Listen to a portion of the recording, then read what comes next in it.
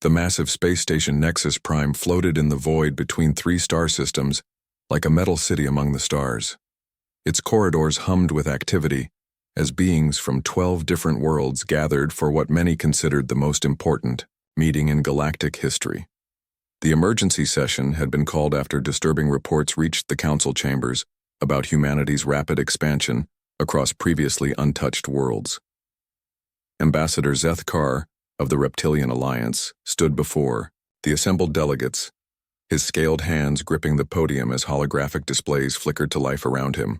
The images showed human settlements on worlds that other species had abandoned as uninhabitable. Rocky planets with crushing gravity, ice worlds where temperatures dropped below survival limits, and desert planets where water existed only in underground caverns all showed signs of thriving human colonies. Honored delegates, Zethkar began, his voice carrying the weight of ancient authority. We face a threat unlike any we have encountered in 3,000 years of galactic cooperation. The holographs shifted to show population data, resource, extraction rates, and territorial expansion maps that painted a clear picture of humanity's aggressive growth. In less than 50 standard years, humans have claimed 17 star systems and established permanent settlements on 43 worlds. The insectoid delegate from the Hive Collective, Queen Vexani, clicked her mandibles in agitation. Her compound eyes reflected the blue light of the displays as she processed the information with typical Hive efficiency. The human expansion rate exceeds all projections, she buzzed through her translator device. Their reproduction cycles are too rapid, their resource consumption too aggressive. They will consume everything in their path like a plague of locusts. Murmurs of agreement rippled through the chamber as delegates from various species expressed their concerns through a dozen different communication methods. The crystalline beings of Shardtel chimed their harmony of worry, while the aquatic depth swimmers released clouds of bioluminescent distress signals into their environmental suits. Elder Mindsinger Quarren of the Ethereal Collective remained, silent during the initial discussions, her translucent form hovering slightly above her designated platform. The Ethereals were among the oldest species in the galaxy, having achieved spaceflight when most other races were still developing basic tools. Their wisdom was respected by all council members, which made her eventual contribution all the more significant. Captain Jake Morrison of the human diplomatic vessel Enterprise 7th had been waiting in the outer chambers for 3 hours when the summons finally came. He straightened his uniform and checked his translation device one final time before entering the vast council chamber. The sight never failed to impress him, even after multiple visits. Representatives from across the galaxy sat in specialized environments designed to accommodate their various biological needs. Captain Morrison, Zethkar acknowledged with barely concealed hostility, your species has been the subject of considerable discussion today. The reptilian ambassador gestured toward the holographic displays that still showed human expansion data. The council has concerns about humanity's recent territorial acquisitions. Jake maintained his diplomatic composure despite the obvious accusatory tone. Ambassador Zethkar, humanity has followed all established protocols for colonial expansion. Every world we have settled was either uninhabited or properly negotiated for through appropriate channels. He paused to let his words be translated for species that required different communication methods. We have violated no galactic treaties or agreements. Treaties written when your species was confined to a single world, Queen Vexani interjected, her synthetic voice sharp with disapproval. The parameters have changed significantly since then. Her statement triggered another wave of discussion among the delegates as various species expressed their agreement through their preferred communication methods. Elder Quarren finally spoke, her ethereal voice cutting through the noise like a song through static. Perhaps, she said slowly, there is a solution that serves everyone's interests. The chamber fell silent as all attention focused on the ancient being. The humans claim they can adapt to any environment, survive on any world. Perhaps it is time to test this claim properly. The elder gestured with one translucent hand, and new holographic displays materialized in the chamber's center. These showed a single planet, its surface a nightmare landscape of crimson storms and jagged terrain. The data readings that accompanied the images made several delegates recoil in shock. Kepler 442c, Quarren announced with the solemnity of a funeral dirge. Class 15 Deathworld. Gravity 3 times galactic standard. Atmospheric composition toxic to all known life forms. Surface temperature variations that range from molten metal to absolute zero within local day cycles. She paused to let the implications sink in. The last expedition to attempt landing was composed of Krillian shock troops, the most physically resilient warriors in the galaxy. They survived exactly 4 hours and 17 minutes. Jake felt his throat tighten as he processed the information displayed before him. The planet looked like something from humanity's worst nightmares, a world where everything from the air to the ground itself seemed designed to kill any living thing foolish enough to set foot on its surface. The ethereal collective proposes a test, Quarren continued, her voice maintaining its hypnotic cadence. Humanity claims to be adaptable beyond the limitations of other species. Let them prove this claim by establishing a successful colony on Kepler 442c. If they succeed, they will have earned their place among the great civilizations of the galaxy. If they fail, she let the implications hang in the air like a death sentence. The vote was unanimous. Every species represented in the council chamber agreed to the proposal, though Jake suspected their motivations varied considerably. Some genuinely believed it was a fair test of humanity's claims, while others clearly saw it as an elegant way to eliminate what they viewed as a growing threat to galactic stability. Captain Morrison, Zethkar said with what might have been satisfaction, "You will return to your superiors with our decision. Humanity has been selected for the honor of colonizing Kepler 442c. Consider it our vote of confidence in your species. Remarkable adaptability." The sarcasm in his voice was thick enough to cut with a blade, but diplomatic protocol prevented Jake from responding in kind. As Jake left the council chambers, his mind raced with the implications of what had just occurred. The message he would carry back to Earth was clear enough on the surface, but the underlying meaning was unmistakable. The galaxy's most powerful civilizations had just voted to send humanity to die on the most dangerous world ever discovered, and they expected to watch it happen with scientific detachment. The Enterprise 7 departed Nexus Prime 12 hours later, carrying news that would change the course of human history. In the depths of space, Jake stared out at the stars and wondered if he was returning home to announce humanity's greatest opportunity or its final chapter. The answer would depend on whether humans truly were as adaptable as they claimed to be, or if they were about to discover the limits of their species in the most brutal way possible. The transport ship Enterprise 7 shuddered violently as it approached the outer atmosphere of Kepler 442c. Captain Jake Morrison gripped his command chair, while the ship's hull groaned under the stress of gravitational forces that would have crushed most alien vessels. Warning lights flashed across every control panel as the ship's systems struggled to compensate for conditions that pushed human technology to its absolute limits. "Gravity is reading 3.2 times Earth normal," reported Lisa Chang from the pilot's seat, her knuckles white as she fought to maintain their descent trajectory.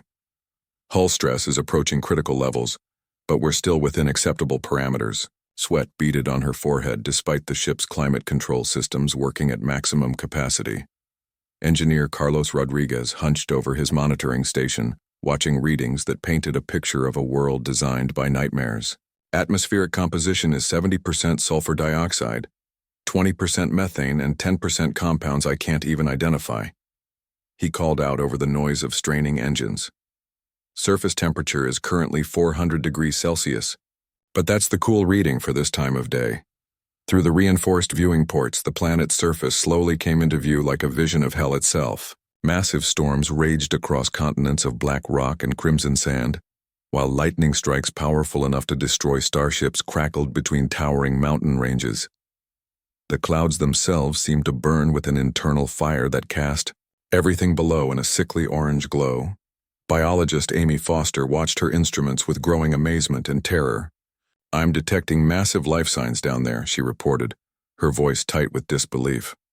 "Some of these readings suggest creatures larger than our ship moving through what looks like metallic forest canopies." The scanner displays showed movement patterns that defied everything she understood about biology and survival. Security Chief Ben Taylor checked his weapons for the 5th time in 10 minutes, though he suspected conventional firearms would prove useless against whatever lived on this planet. Defensive systems are online and ready, he announced, trying to project confidence he did not feel. Though I have to admit, I've never prepared for combat in an environment that wants to kill us before we even meet the local wildlife. The Enterprise 7 broke through the final cloud layer, revealing a landscape that belonged in humanity's worst science fiction stories. Vast forests of trees that appeared to be made of actual metal stretched to the horizon, their branches conducting electrical storms that would have powered entire cities. Rivers of what looked like molten metal flowed between rock formations that jutted from the ground like broken teeth. Landing site identified, Lisa announced, her voice steady, despite the impossible conditions surrounding them. That plateau looks stable enough to support our weight, and it's relatively sheltered from the worst of the electrical activity. She guided the ship toward what appeared to be the least hostile location on a world where everything was actively trying to kill them. The landing was harder than anyone had hoped. The ship's landing struts groaned under the increased gravity, and several secondary systems failed immediately upon contact with the planet's surface. Emergency seals activated, as the hull began reacting to atmospheric compounds that ate through most known materials like acid through paper.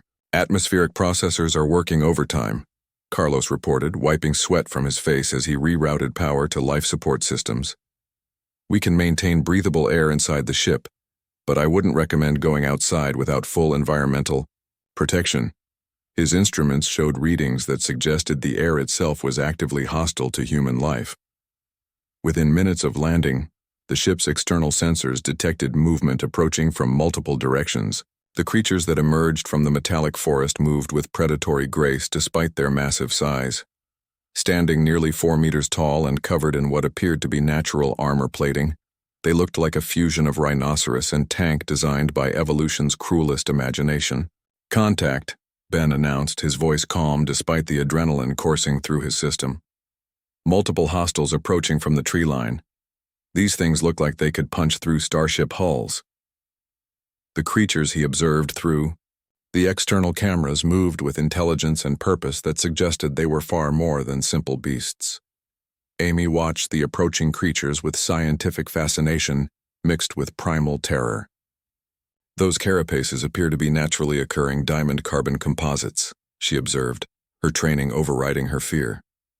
Evolution has created living tanks down there, and look at those spinal projections along their backs.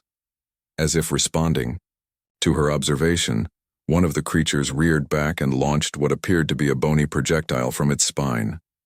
The projectile struck the ship's hull with enough force to rock the entire vessel and left a dent in armor plating designed to withstand meteor impacts. They're using projectile weapons, Ben said with grudging admiration.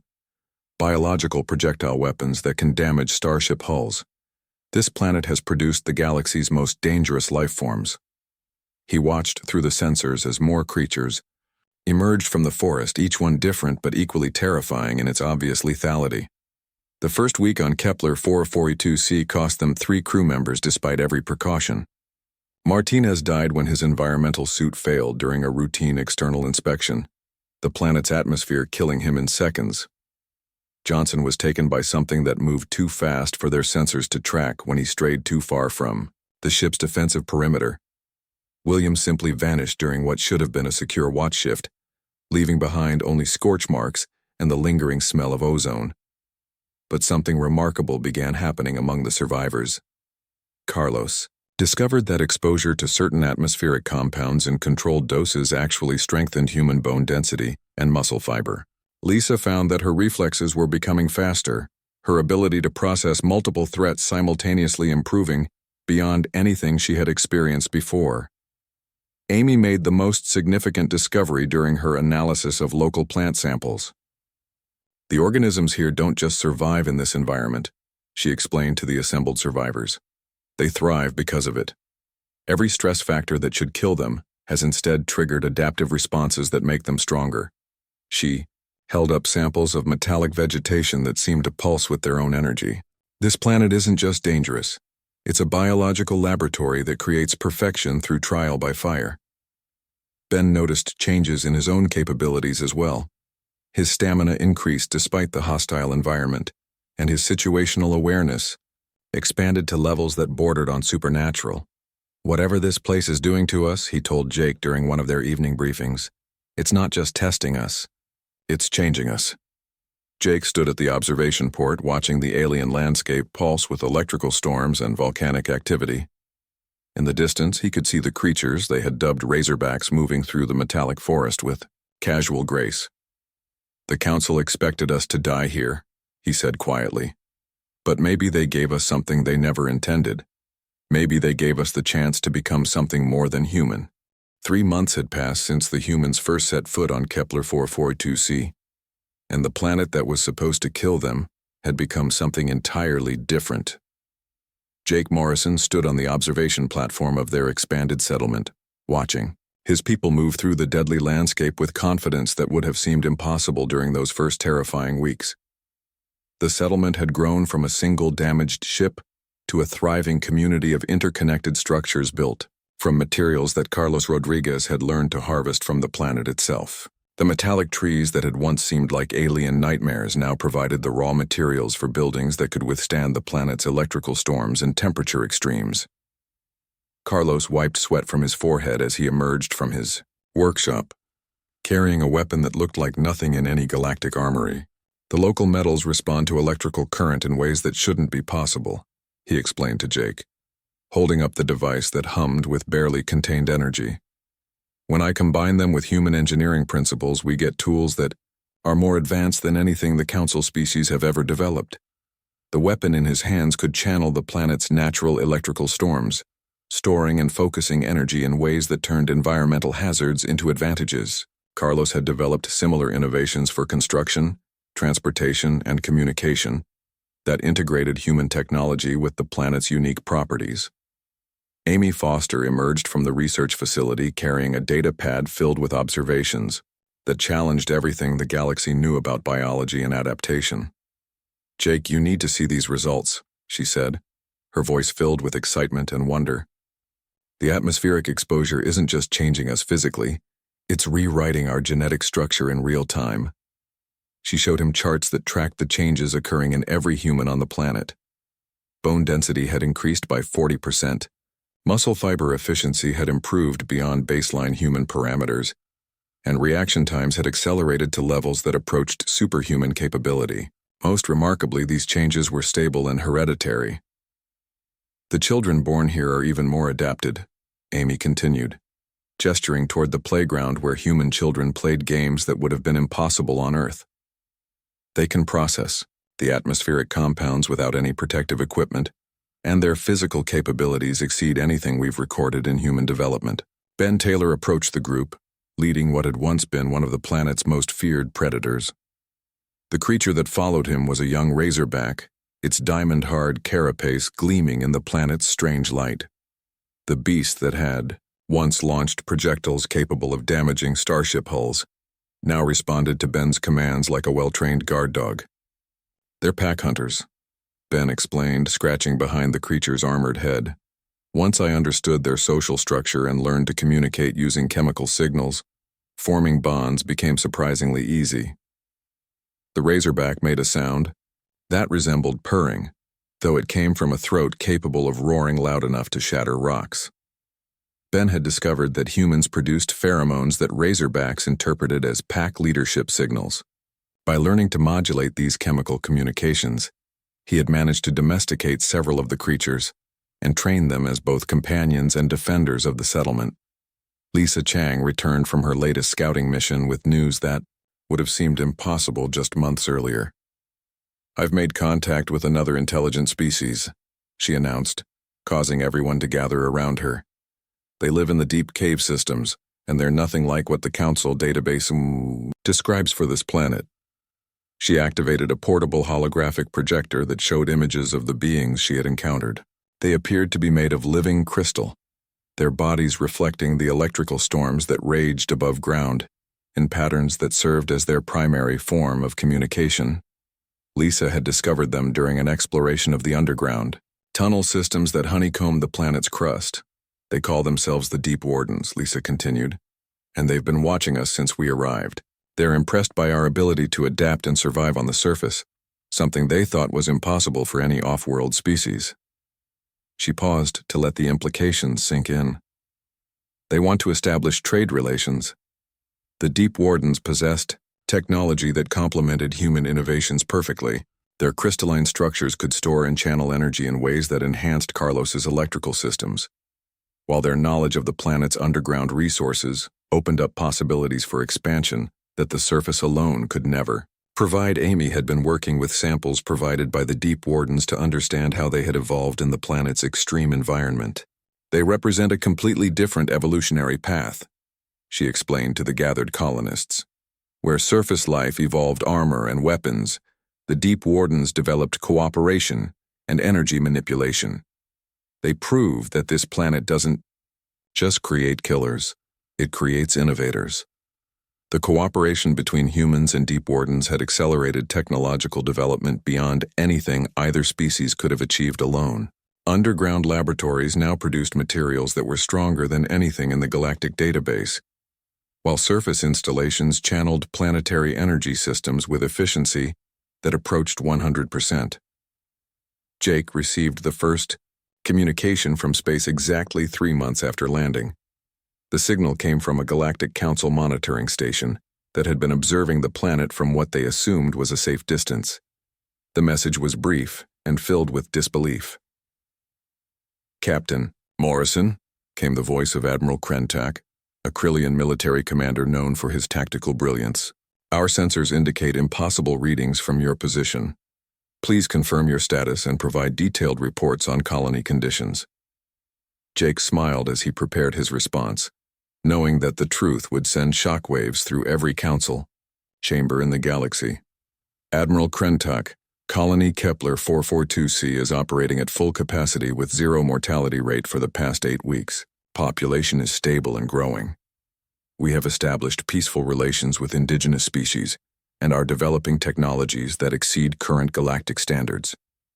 The silence that followed his transmission lasted for nearly 10 minutes before the Admiral's voice returned, tight with disbelief. "Captain, our readings suggest you have domesticated Class 15 predator species and are extracting resources from areas that register as uninhabitable on our instruments. Please explain how this is possible."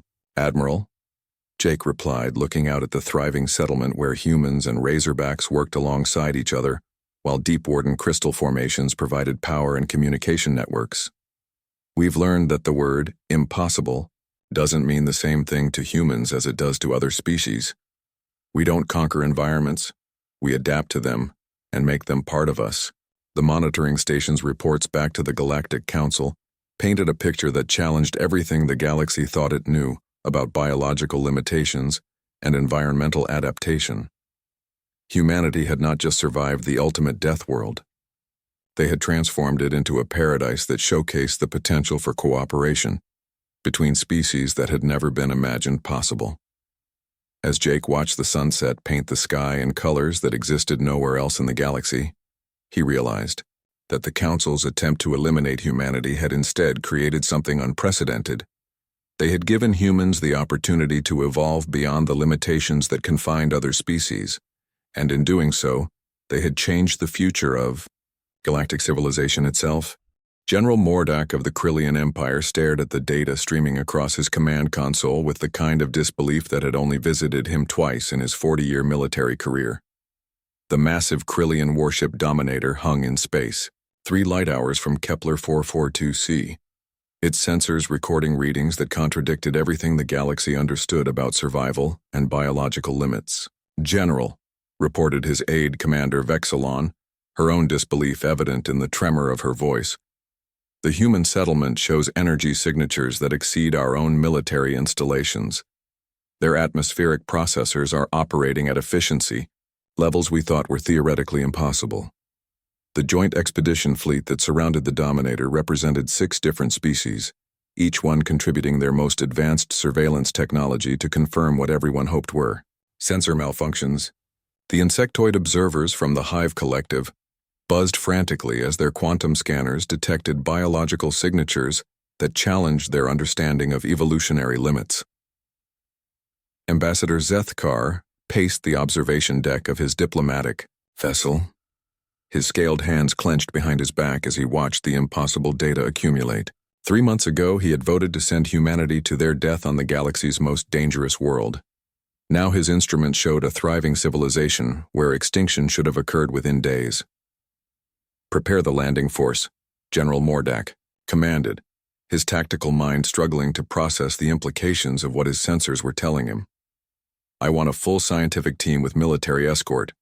If the humans have somehow survived down there, we need to understand how." The expedition's landing craft descended through Kepler 442c's atmospheric storms, with the kind of heavy shielding that had been developed for the most extreme military operations. Even with this protection, several systems failed during the descent, and the pilot reported conditions that should have been impossible for any biological entity to survive. Captain Jake Morrison stood waiting for them at the designated landing coordinates, but the figure that greeted the expedition bore little resemblance to the standard human they expected to find. His clothing appeared to be woven from materials that channeled the planet's electrical activity, and his physical presence radiated a confidence that spoke of complete adaptation to an environment that should have killed him months ago. Behind Jake, the expedition members could see other humans moving through the settlement with casual ease, breathing air that registered as toxic on every scanner and working alongside creatures that their databases classified as Class 15 predators. Children played in areas where atmospheric readings suggested instant death for most known life forms. "General Mordak," Jake said, extending his hand in the traditional human greeting gesture, "welcome to our home." The casual way he spoke about the Deathworld as home sent chills through the expedition members who understood exactly what that meant. General Mordak accepted the handshake with his armored gauntlet, noting that Jake's grip strength exceeded normal human parameters by a significant margin. "Captain Morrison," he replied, his voice tight with controlled amazement, "our sensors indicate conditions here that should be incompatible with biological life, yet you appear to be not just surviving but thriving." Jake gestured toward the settlement that sprawled across the plateau, its buildings constructed from materials that seemed to pulse with their own internal energy. "We've learned that adaptation isn't just about surviving harsh conditions," he explained as he led the expedition toward the main complex. "It's about finding ways to work with those conditions until they become advantages." Carlos Rodriguez emerged from his workshop carrying a device that made the expedition's engineers step back in alarm. The tool in his hands channeled electrical current in patterns that their instruments couldn't fully analyze, combining planetary resources with human engineering in ways that created technology beyond current galactic standards. "This is a standard construction tool," Carlos explained, demonstrating how the device could reshape the planet's metallic vegetation into building materials. "We've learned to use the electrical storms as a power source rather than a hazard. The planet provides everything we need once you understand how to work with its systems instead of against them." Amy Foster approached the group carrying biological samples that made the expedition's scientists exchange glances of pure disbelief. "We've documented evolutionary changes in real time," she announced, holding up genetic analysis data that showed human DNA adapting to planetary conditions at rates that should have taken millions of years. "The atmospheric compounds that register as toxic on your instruments are actually triggering beneficial mutations in human physiology." The expedition's medical officer, a crystalline being from Shardtel, examined Amy's data with instruments that confirmed the impossible. Human genetic structure was not just adapting to the planet's extreme conditions, but actively incorporating beneficial elements from the environment into their biological systems. Ben Taylor appeared riding one of the creatures that had been classified as the planet's apex predators, its diamond-hard carapace gleaming in the strange light of the planet's electrical storms. The Razorback responded to his commands with the loyalty of a domesticated animal, though its size and obvious predatory capabilities made several expedition members reach for their weapons. "Don't worry," Ben called out, dismounting from the creature with casual grace. They're very social once you learn to communicate with them properly. Humans produce pheromones that they interpret as pack leadership signals. We've managed to domesticate several species that your databases classify as impossible to train. Lisa Chang arrived leading a group of the underground dwellers that the expedition's sensors had detected but dismissed as non-intelligent life forms. The crystalline beings moved with obvious intelligence and purpose, their bodies channeling planetary energy in patterns that created a form of communication more sophisticated than most galactic languages. These are the Deep Wardens, Lisa explained, gesturing toward the crystal beings whose forms refracted the electrical storms into beautiful light patterns. They've been living in the planet's cave systems for millions of years, and they've agreed to share their technology with us in exchange for surface resources and protection from the more aggressive predator species. The expedition spent 3 days attempting to establish their own temporary research station, but even with full environmental protection and the most advanced life support systems available, they could barely function in conditions where humans worked without any protective equipment at all. Their attempts to analyze local resources failed when their instruments couldn't process materials that existed nowhere else in the galactic database. General Mordak found himself in the unprecedented position of requesting assistance from the species his empire had voted to eliminate. "Captain Morrison," he said during a private meeting in the expedition's heavily shielded command post, "I must ask how this transformation occurred. Our best scientists cannot explain what we are observing." Jake looked out through the reinforced windows at his people working alongside alien creatures in an environment that registered as uninhabitable on every instrument the expedition possessed. "General," he replied, "we stopped thinking of this planet as something to conquer and started thinking of it as something to join. The difference between survival and extinction isn't about being stronger than your environment. It's about becoming part of it while keeping what makes you who you are." The expedition's return to the Galactic Council carried reports that would shake the foundations of everything the galaxy thought it knew about biological limits and environmental adaptation. Humanity had not just survived the ultimate test. They had passed it so completely that they were now operating beyond the parameters that confined every other known species in the galaxy. 1 year after the humans first arrived on Kepler 442c, the Galactic Council convened in what many considered the most important emergency session in their 3,000-year history. The same chamber where they had voted to eliminate humanity now buzzed with nervous energy as delegates from 12 species struggled to comprehend reports that challenged everything they believed about biological limitations and galactic civilization. Elder Mindsinger Quarren hovered before the assembled delegates, her translucent form flickering with what might have been shame or amazement. "Honored colleagues," she began, her ethereal voice carrying the weight of unprecedented failure. "We must acknowledge that our solution to the human problem has created a situation far more complex than anything we anticipated." The holographic displays that surrounded the chamber showed images from Kepler 442c that defied rational explanation. Human settlements now covered 3 continents of the Deathworld, their technology seamlessly integrated with planetary systems in ways that created energy efficiency rates of nearly 100%. Cities built from living metal grew alongside forests where domesticated predators provided transportation and security for human families. Ambassador Zethkar stood at his podium, his scaled hands trembling slightly as he addressed the assembly. The monitoring stations report that human population on Kepler 442c has reached 12,000 individuals, with a birth rate that exceeds mortality by factors that should be impossible in such an environment. He paused to let the implications register. More disturbing is the evidence that children born on that world display capabilities that surpass baseline measurements for any known species. Queen Vexani of the Hive Collective buzzed with agitation that translated through her mechanical voice synthesizer. "The humans have achieved technological integration with a Class 15 environment that exceeds our own adaptive capabilities," she announced, her compound eyes reflecting data streams that painted an impossible picture. "They are no longer operating within the biological parameters that define galactic civilization." The crystalline delegates from Shardtel chimed their harmonic concern as new reports arrived from the Outer Rim territories. 3 more Deathworlds had reported human colonization attempts, each one successful beyond anything in the galactic database. Worlds that had remained untouched for millions of years because of their hostile conditions were now showing signs of thriving human settlements. General Mordak transmitted his final report from the edge of human space, his voice carrying the exhaustion of a warrior who had encountered something beyond his understanding. Council members, I must report that humanity has established what they call the Deathworld Navigation Academy on Kepler 442c. They are teaching adaptive survival, techniques to volunteers from other species, with success rates that our medical experts deemed impossible.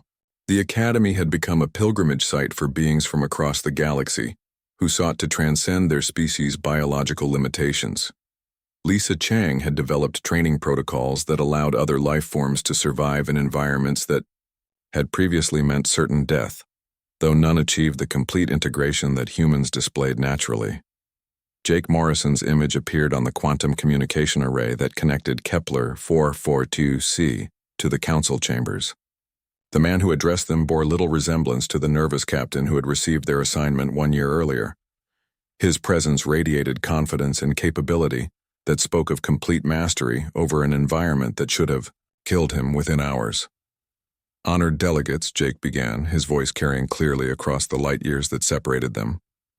Humanity wishes to address the concerns that have been raised about our recent activities. Behind him, the council members could see glimpses of a civilization that operated according to principles they had never imagined possible.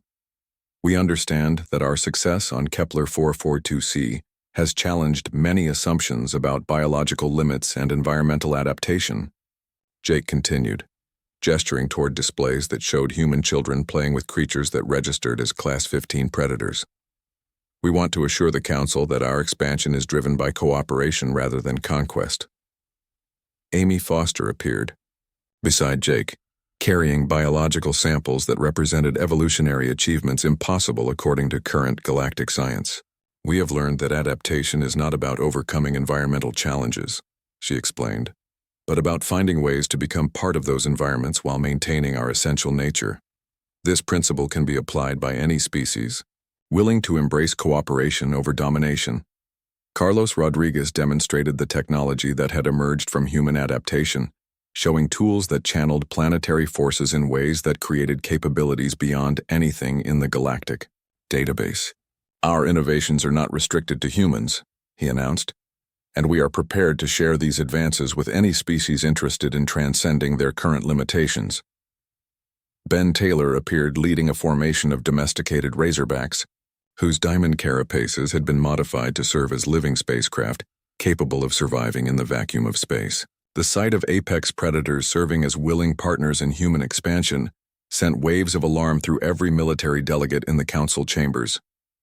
We have received communication from 17 different death worlds, Jake announced, causing immediate silence throughout the chamber. Each one has reported successful human colonization with full integration of local ecosystems. We are not conquering these worlds. We are joining them and helping them reach their full potential. The implications crashed through the council chambers like a physical force. Humanity was not just surviving impossible conditions.